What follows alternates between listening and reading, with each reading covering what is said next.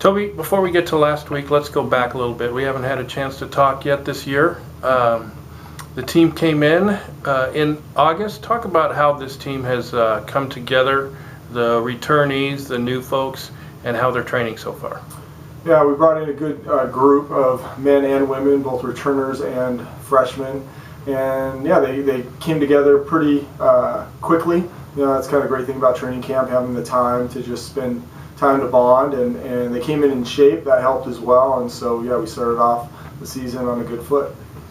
This past weekend we ran in the Sun Dodger Invitational over in Seattle. A lot of good programs were there, and our teams were right in the mix. Give us a recap of that meeting. Yeah, 23 programs on the women's side, I think 24 on the men's side. Women finished 10th, men finished 11th, so right in the middle. But the programs that were in front of us were all D1, D2, or NAIA ranked nationally teams.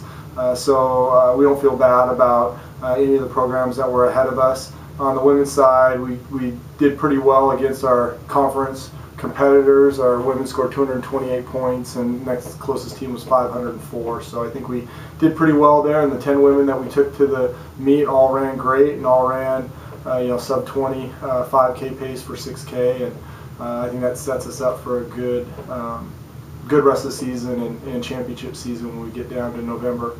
Men did great, finished 11th, a little bit behind UPS. If you go and just kind of score it out as a conference meet and take all the other runners out of the meet, we're only 5 points back from UPS, which is real close, and I think they're one of the two teams that's going to be vying for a conference championship. So it looks good for us. Next meet will be October 3rd at Willamette. Very similar situation.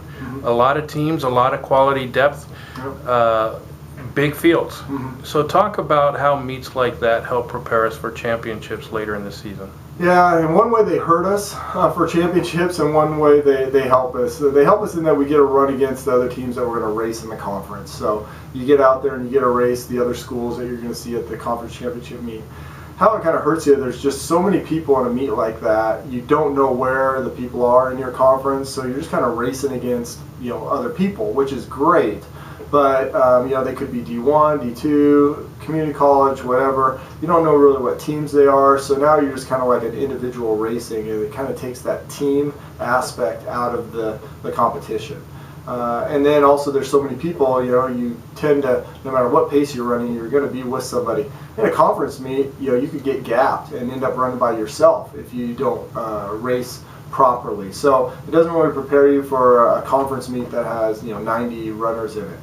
But it would prepare us for a meet like nationals, and that's what my hope is for the women's side specifically.